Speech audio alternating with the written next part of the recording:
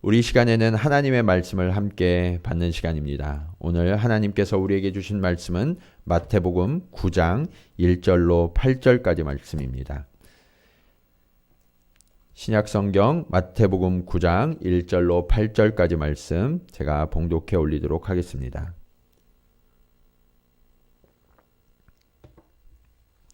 예수께서 배에 오르사 건너가 본 동네에 이르시니 침상에 누운 중풍병자를 사람들이 데리고 오거늘 예수께서 그들의 믿음을 보시고 중풍병자에게 이르시되 작은 자야 안심하라 내 죄사함을 받았느니라. 어떤 서기관들이 속으로 이르되 이 사람이 신성을 모독하도다. 예수께서 그 생각을 아시고 이르시되 너희가 어찌하여 마음에 악한 생각을 하느냐. 내 죄 사함을 받았느니라 하는 말과 일어나 걸어가라 하는 말 중에 어느 것이 쉽겠느냐.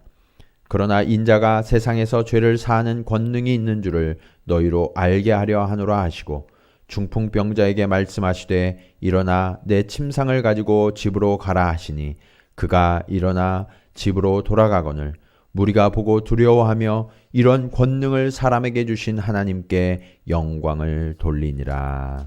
아멘. 우리 계속해서 오늘 만나는 예수님 시리즈 말씀을 함께 살펴보고 있습니다. 오늘은 5번째 내 죄 사함을 받았느니라 라는 말씀으로 여러분들과 함께 은혜를 나누고자 합니다. 지금 전 세계적으로 코로나19 바이러스가 급속히 확산되고 있고 또 우리가 살고 있는 이 도쿄 지역도 여러 가지 상황들이 어려워지면서 몇 주간 우리가 한자리에 모여 함께 예배드리지 못하는 안타까운 상황이 지속되고 있습니다. 너무나 마음이 아프고 또 평소 아무렇지도 않게 함께 모여서 대화를 나누고 또 기쁨으로 예배를 드리던 이 자리가 얼마나 소중하고 아름다운 자리였는지 다시 한번 간절한 마음으로 하나님의 은혜를 구하는 그러한 시간이 되고 있습니다. 그런데 오늘 본문에는 우리를 고치시는 예수님에 대한 이야기가 전개되고 있습니다. 저는 오늘 이 예수님께서 우리가 살아가는 이 자리, 이 땅을 치유해 주시기를 간절히 구하면서 오늘 말씀을 여러분들과 함께 나누고자 합니다. 그런데 오늘 본문을 우리가 좀 더 생생하게 우리의 이야기로 체감하기 위해서 현대적인 각색을 좀 해보려고 합니다. 여러분은 혹시 가수들이 부르는 콘서트나 또 연극 공연장에 가보신 적이 있으신가요? 여러분이 너무 좋아하는 가수나 배우가 진행하는 그 연극 또는 콘서트 그곳에 너무 가고 싶어서 표를 삽니다. 몇 달 전부터 준비했다가 표를 사서 기다리다가 마침 콘서트 당일 아침이 되었어요. 그때 아침에 일어날 때 마음이 얼마나 설레고 기쁨이 가득할까요? 그 마음 때문에 하루 종일 아무 일도 손에 잡히지 않다가 드디어 시간이 되어서 공연장에 들어가서 앉아있는 여러분을 한번 상상해 보시기 바랍니다. 공연이 시작되고 점점 절정을 향해서 치닫고 있는데 우리의 모습도 완전히 몰입되어지고 또 흥분해 있는 모습을 한번 상상해 보시기 바랍니다. 생각만 해도 좋지 않으세요? 그런데 그 최고의 순간 갑자기 웅성웅성하더니 공연이 중단되고 말았어요. 알고 보니까 어떤 극성 팬들이 무대 위로 난입을 한 거예요. 그리고 그 가수를 붙들고 자신에게 사인을 해달라고 그러면서 개별적인 요청을 하느라 이 공연이 중단됐다고 한번 상상해 보시면 여러분 그 마음이 어떠시겠어요? 결코 즐겁지가 않을 거예요. 어떤 분들은 막 화를 내고 소리를 지르는 분들도 계실 거예요. 우리는 성경의 이야기를 종종 그냥 기록된 활자로만 생각하는 경우가 있어요. 그러다 보니까 이것이 생생한 나의 이야기가 아니라 남의 이야기처럼 들려지는 경우가 얼마나 많은지 몰라요. 그런데 그렇게 성경을 바라보면 내 안에서 어떠한 감정이나 감동이 일어나지 않습니다. 반대로 제가 말씀드린 것처럼 오늘 예수님이 말씀하시던 그 현장에 내가 너무나 기다리던 그 순간 내가 주님 앞에 앉아 있다라고 생각해 보면 오늘 말씀을 대하는 우리의 태도는 완전히 달라질 수가 있어요. 저는 이렇게 말씀을 우리의 일로, 우리의 현장 속에 벌어지는 수많은 일들 속에서 주님을 만나는 일로 생각한다면 우리의 모든 순간순간마다 우리가 살아가는 모든 현장 속에서 주님을 만날 수 있다고 생각합니다. 그렇다면 우리가 살아가는 이 땅 가운데에서 예수 그리스도를 제대로 만나기 위해서 꼭 필요한 것은 무엇일까요? 첫 번째로 우리는 주님의 시선을 배울 수 있어야 합니다. 우선 제가 말씀드린 것처럼 그 현장을 다시 한번 생각해 보시면 그 자리에 빼곡히 들어앉아 있었던 사람들의 시선과 주님이 바라보시는 시선은 완전히 달랐다라는 것을 우리는 알 수 있습니다. 사실 그 자리에 앉아있던 사람들은요, 대부분 지붕에서 이상한 소리가 나다가 그 지붕이 뜯겨지고 하늘이 보이는 것을 주목하기 시작했을 거예요. 그러다가 지붕이 무너져 내리고 그 틈으로 부러진 나뭇가지, 흙, 풀 이런 것들이 후두둑 쏟아져 내리는 것을 보면서 어떤 이들은 지금 주님의 말씀을 듣는 것보다도 빨리 당장 밖으로 뛰쳐나가야 되는 게 아닐까 하는 염려와 불안이 그들의 마음속에 들어왔을지도 몰라요. 그런데 조금 있으니까 크게 뚫린 지붕에서 사람이 누운 침상이 통째로 내려오는 게 보여요. 도대체 누가 왜 이런 일을 저질렀을까? 사람들은 큰 소리를 냈을지도 몰라요. 그리고 이것은 어이가 없는 일이라고, 주님께 무례한 일이라고 그렇게 원망을 쏟아냈을지도 모르겠어요. 그러나 주님은 아무 말씀도 하지 않으시면서 그 주님의 시선이 어디로 향했느냐? 중풍병자를 향해 있었어요. 깨어지고 뜯겨진 지붕보다 지금 눈앞에서 내려오고 있는 이 중풍병자의 깨어지고 상한 심령을 주님은 주목하고 계셨던 거예요. 주님의 얼굴에도 어쩌면 흙이 쏟아졌을지도 몰라요. 그 집안 한가득 먼지가 가득해서 예수님이 호흡하기조차 불편하셨을지도 몰라요. 이렇게 모든 것이 불편해진 이 상황 속에서 주님은 내색하지 않으시고 오히려 모두 주목하는 주님의 시선을 우리가 따라가 보면 이미 모든 것이 마비되어지고 그리고 무력해져 있는 중풍병자의 아픔을 주님은 지금 이 상황보다 더 아프게 여기시고 불쌍하게 여기셨다라는 것을 우리는 주목해야 합니다. 이것이 바로 그 자리에 있었던 사람들이 주님으로부터 반드시 배워야 할 진짜 교훈이에요. 그래서 오늘 장면을 기록한 복음서들은요, 마태, 마가, 누가복음이 공통적으로 이 말씀을 기록하고 있는데 주님이 사람들에게 무슨 내용을 말씀하셨는지에 대한 기록은 없어요.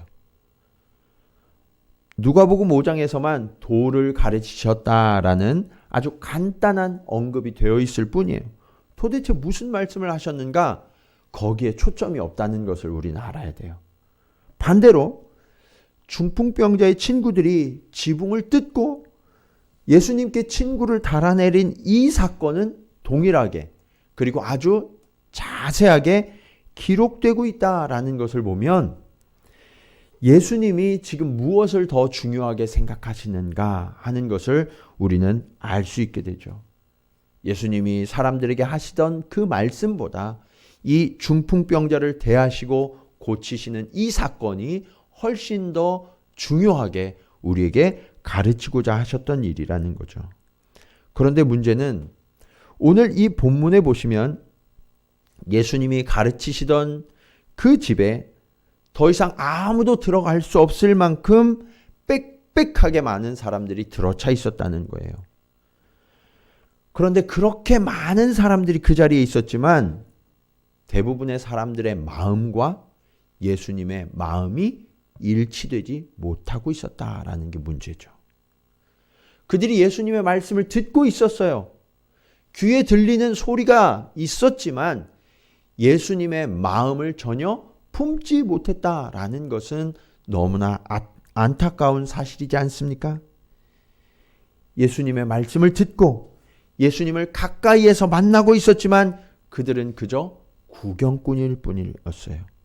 예수님과 진정으로 함께하는 자리로 나아가지 못했다는 거죠. 여러분, 왜 이런 일이 일어났을까요? 왜 그들은 여전히 무심했을까요? 지금 중풍병자가 지붕으로부터 내려오는 일은 그 사람들의 관심 밖의 일이었다는 거예요. 저는 반대로 그런 상상을 한번 해봐요. 주님의 말씀을 듣고 있던 사람들이 지붕이 뜯겨지고 중풍병자가 내려오는 것을 볼 때 갑자기 뻘떡 일어나서 그 사람을 함께 떠받치는 거예요. 그리고 정성스럽게 그 사람을 안고 주님께로 모셔가서 주님, 이 불쌍한 영혼을 주님 고쳐주시면 안 되겠습니까? 이렇게 간구했더라면 얼마나 멋지고 아름다운 현장으로 바뀌어졌을까요? 서로 환영하고 기대 속에서 주님을 모시고 왔더라면 지금 이 장면보다 훨씬 더 아름다운 장면이 펼쳐지지 않을까요? 그런데 그런 아름다운 장면이 오늘 본문에는 결코 기록되지 않았다는 거예요. 우리가 읽은 본문에는 예수님의 말씀을 듣고 있던 사람들이 어떤 사람들이었는지에 대한 설명이 없지만 누가복음 5장 17절에는 함께 자리에 있던 사람들에 대한 설명이 이렇게 나옵니다. 하루는 가르치실 때에 갈릴리의 각 마을과 유대와 예루살렘에서 온 바리새인과 율법 교사들이 앉았는데 병을 고치는 주의 능력이 예수와 함께 하더라. 그러니까 예수님의 말씀을 듣고 있던 사람들이 누구라는 거예요? 바리새인과 율법 교사들이 많았다라는 거예요. 어떤 사람들은요, 예수님의 말씀을 기대하고 그 자리에 나왔는데 그 말씀을 듣는 것이 중단되고 방해받았다는 것 자체가 기분 나빠했을지도 모르죠. 주님의 제자들도 이전에 어린아이가 주님께 가까이 나오는 것을 막았던 적이 있잖아요. 우리도 조금만 거슬리는 일이 생기면 마음이 불편해져요. 왜요? 우리가 방해를 받았다고 느끼기 때문에. 그런데 여러분, 우리가 지금 주님을 만나고 있는데 각자의 자리에서 주님께 예배드리고 있는데 이 진짜 예배의 의미는 무엇일까요? 예배의 신학적 정의는 하나님의 계시하심에 대한 우리 인간의 응답이에요. 그런데 이 진정한 예배는 주님이 우리가 예배드리는 이 자리에 임재하심을 믿는 거죠. 그리고 그 임재하신 주님의 마음과 우리의 마음을 일치시키는 것, 그 만남의 자리가 바로 예배의 자리다라는 것을 우리는 알아야 해요. 그렇다면 지금 우리의 예배를 받으실 이 주님께서 중풍병자의 영혼에 관심이 더 있으실까요? 아니면 무너지는 이 지붕과 그 불편한 상황에 더 관심이 있으셨을까요? 주님은 당연히 이 중풍병자에게 훨씬 더 많은 관심을 두셨을 거라고 믿어요. 가끔 우리는 예배가 실수 없이 잘 짜여지고 매끄럽고 설교도 교훈을 얻을 만하고 찬양도 좋은 목소리로 감동을 주고 이런 것들이 좋은 예배, 훌륭한 예배라는 생각을 갖고 있어요. 그런데 여러분, 그것은 의식이고 형식일 뿐이에요. 하나님이 기뻐하시는 예배가 결코 될 수 없어요. 왜냐하면 예배는 공연이 아니기 때문입니다. 예배에서 이루어지는 아무리 잘 준비된 의식, 잘 짜여진 순서도 하나님의 뜻을 만나고 그 뜻에 맞추어서 나를 조정하려는 그러한 노력이 없다면 하나님이 그 예배를 받지 않으세요. 주님이 계신 그 자리, 그 빽빽히 들어섰던 그 자리에 참된 예배자는 누구였을까요? 바로 중풍병자를 달아내린 그 친구들이 아니었을까요? 오늘 우리는 질병으로 인해서 함께 모여 예배드릴 수 없지만 이런 상황, 나의 불편함만을 생각하는 것이 아니라 지금 이 순간에도 질병에 걸려서 고통받고 있는 수많은 영혼들, 이 재난적인 상황을 극복하기 위하여서 자기 자신이나 가족도 돌볼 틈도 얻지 못하고 수고하시는 분들을 생각해야 하지 않을까요? 그리고 이 시대의 고통과 그 아픈 영혼들을 품고 주님 앞으로 나아가 우리가 호소할 때 그때 비로소 우리의 예배가 참된 예배가 되지 않을까요?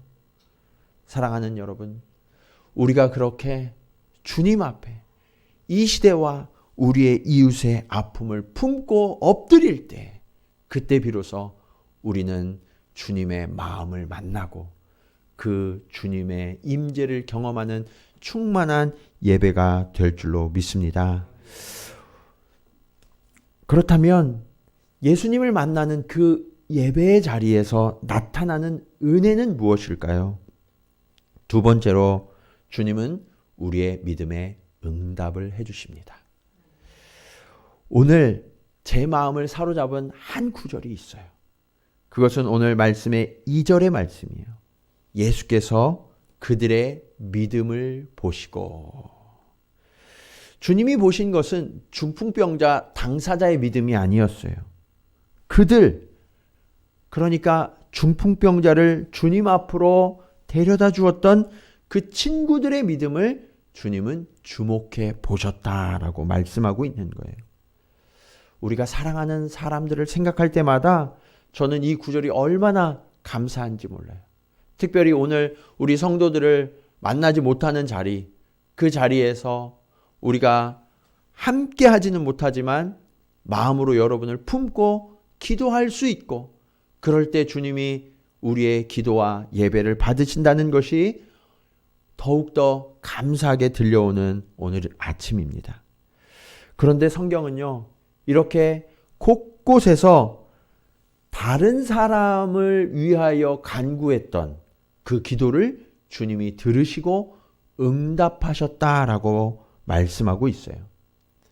우리가 요즘 마가복음을 보고 있는데 간질병이 든 아들을 위해서 찾아왔던 아버지, 그리고 귀신 들린 딸을 위해서라면 자신을 개처럼 낮추고 주인의 상에서 떨어지는 그 부스러기라도 달라고 겸손하게 간구했던 수로분이게 여인, 중풍병으로 괴로워하던 종을 위해서 주님께 찾아가 간구했던 백부장의 간구, 이 모든 사례들은 자신이 직접 주님께 나아간 것이 아니라 다른 이들이, 사랑하는 이들이 주님 앞에 나와 간구했을 때 주님이 들으시고 응답하셨던 현장이죠. 이처럼 우리가 직접 주님께 나아갈 수 없을 때 주님은 사랑하는 이들이 대신 찾아와도 그것을 물리치지 아니하시고 우리의 간구를 들으시는 은혜의 주님이심을 믿으시기 바랍니다. 아멘. 그렇다면 주님은 왜 이 친구들의 믿음을 보셨을까요?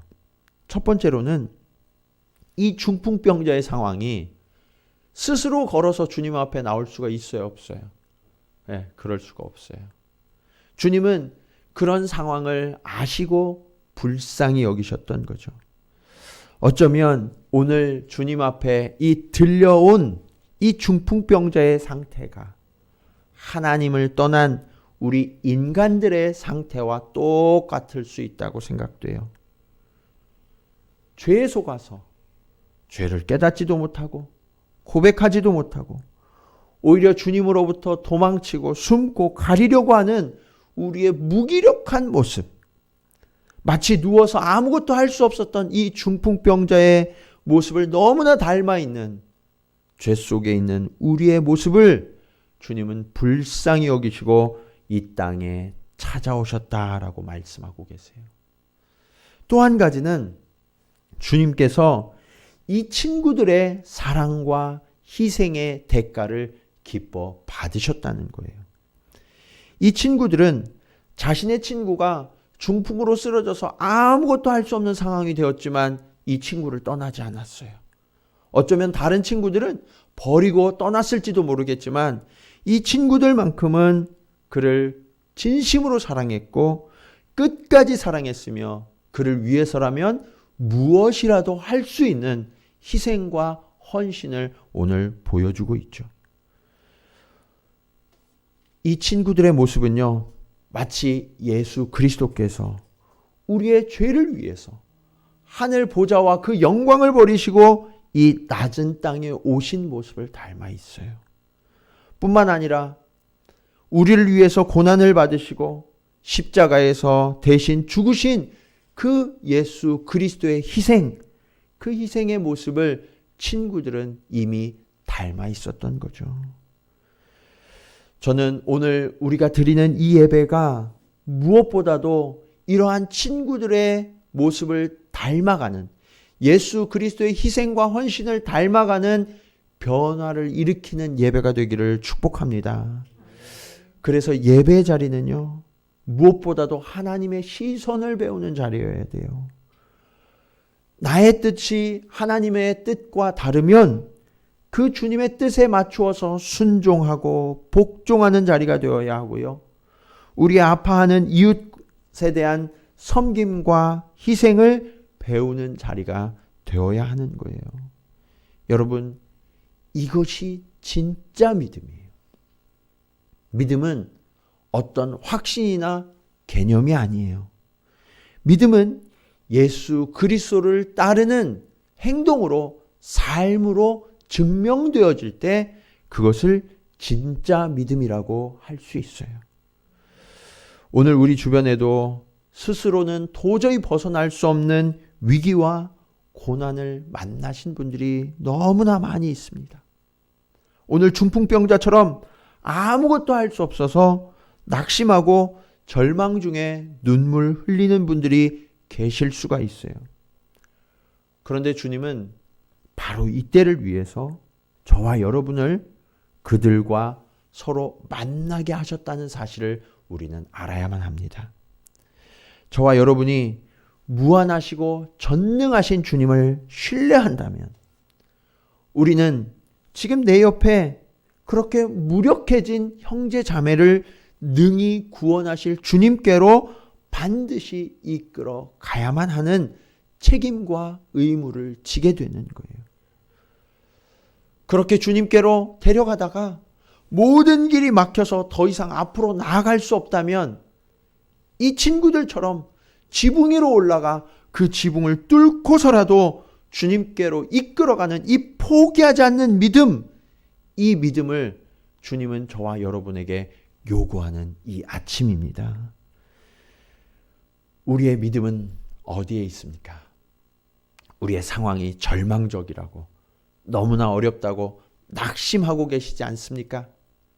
이제 다시 주님께 믿음을 고백하는 이 아침이 되어서 사람들이 낙심과 두려움에 빠져 있을 때 주님만이 우리의 소망이라고, 우리의 구원이라고, 그렇게 주님께로 이끌어가는 선한 이웃, 좋은 친구들이 되시기를 주님의 이름으로 간절히 축원합니다. 자, 그렇게 우리가 친구들과 함께 주님 앞으로 나아갈 때 주님은 우리에게 어떤 은혜를 베풀어 주실까요? 마지막으로 주님은 우리를 일으켜 주십니다. 주님은 우리의 문제를 해결해 주실 때 우리의 생각과는 조금 다른 주님의 순서가 있어요. 본질적인 문제부터 해결해 주신다는 거예요. 그것이 바로 2절에서 작은 자야 안심하라 내 죄 사함을 받았느니라 라고 말씀하신 일이에요. 사실 주님이 이 말씀을 하실 때 사람들의 반응이 어땠을까요? 이상하다 하면서 좀 당황하지 않았을까라는 생각을 하게 돼요. 왜냐하면 중풍병자가 그렇게 어려운 상황을 뚫고 주님 앞으로 내려졌을 때 사람들이 주님께 기대했던 반응은 무엇이었을까요? 당연히 중풍병자의 병이 나아서 그가 걸어가는 모습을 기대하지 않았을까요? 그런데 주님은 그를 고쳐주시는 것이 아니라 전혀 다른 말씀을 하고 계시는 거죠. 내 죄사함을 받았느니라.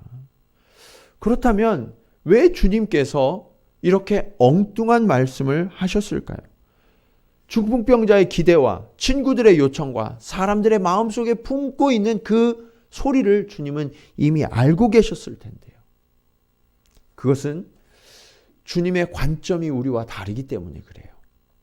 주님이 보실 때는 병이 낫는 것보다 더 중요하고 근본적인 문제가 이 중풍병자에게 있다라는 사실을 알고 계셨던 거예요. 그게 뭐냐? 죄사함을 받는 일. 많은 사람들이요, 이것에 대해서 간과해요. 그런데 이 죄사함을 받는 일이야말로 주님의 은혜를 받기 위해서 반드시 필요한 일이에요. 우선시 되어야 하는 일이에요. 왜냐하면 거룩하신 하나님 앞에 우리가 나아가려면 우리의 죄를 가지고는 나아갈 수가 없죠. 그래서 사람들이 가장 먼저 반드시 해야 되는 일은 무엇이냐? 주님의 임재 앞에 나아가기 전에 우리의 죄와 허물을 고백하고 용서를 받는 일, 그 일부터 우리가 해야 되는 거죠.